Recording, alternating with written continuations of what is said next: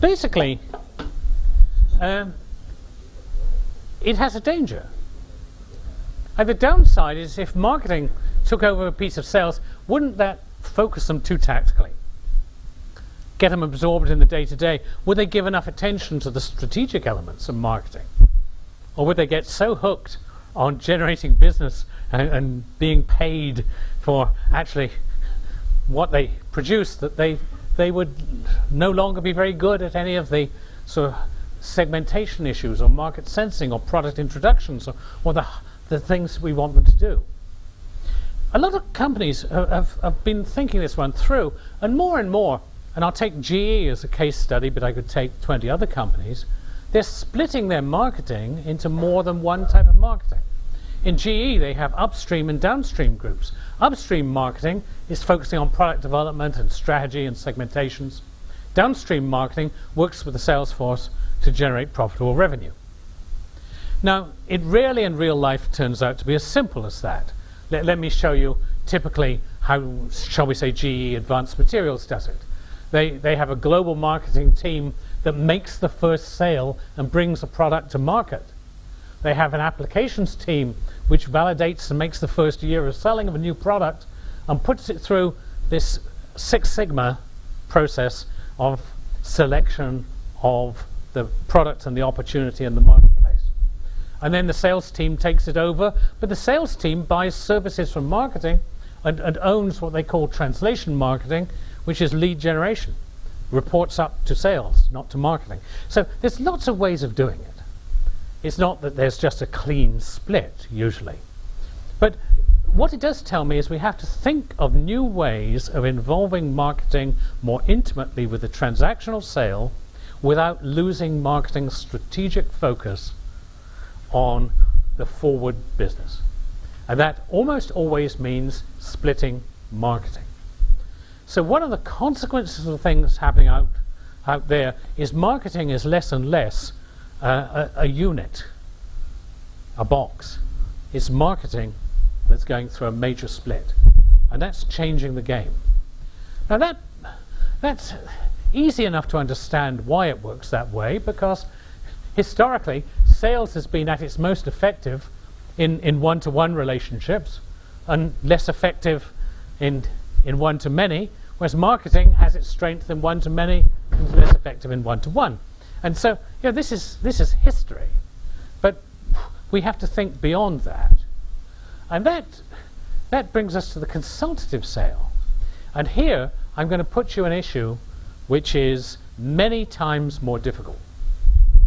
Now, it's not exactly a no-brainer, but you don't have to be a real genius to work out that you have to involve marketing more and more in the transactional sale, and that ideally the people who drive the sale should own the accountability for the sale.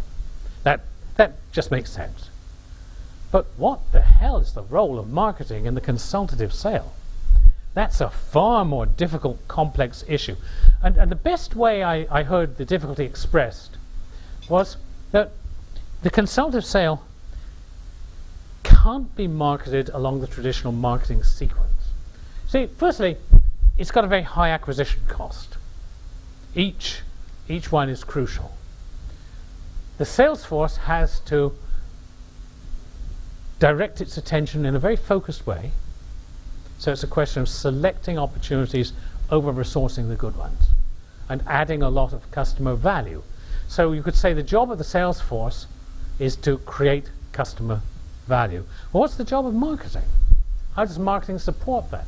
Well, marketing basically has sales as its customer in the consultative sale, because only sales can be in the driving seat, because it's sales that's creating the value.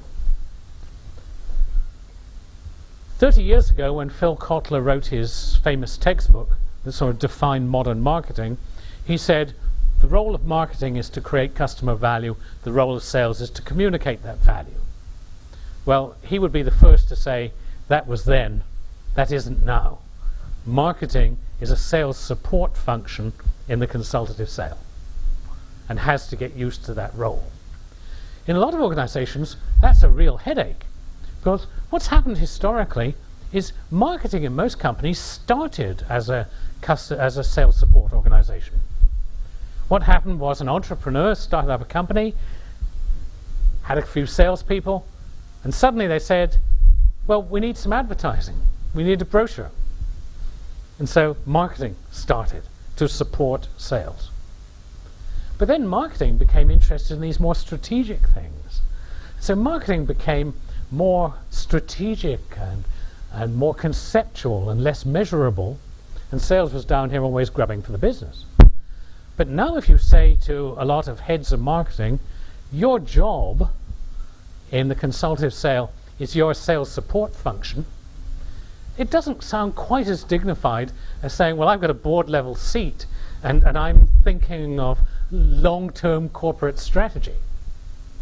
Yet if you're going to succeed in the consultative sale, that has to be the role. So that's the first complication. Marketing doesn't want that role in many organizations, but has to have it. There's another complication which was put to me by the head of marketing of IBM, and I think this is a very, very interesting thought. He said, traditional marketing no longer works. How do you market a product that's being designed while it's being sold? When you think about it, the traditional theory of marketing is you design the product and bring it to market, and then it's sold.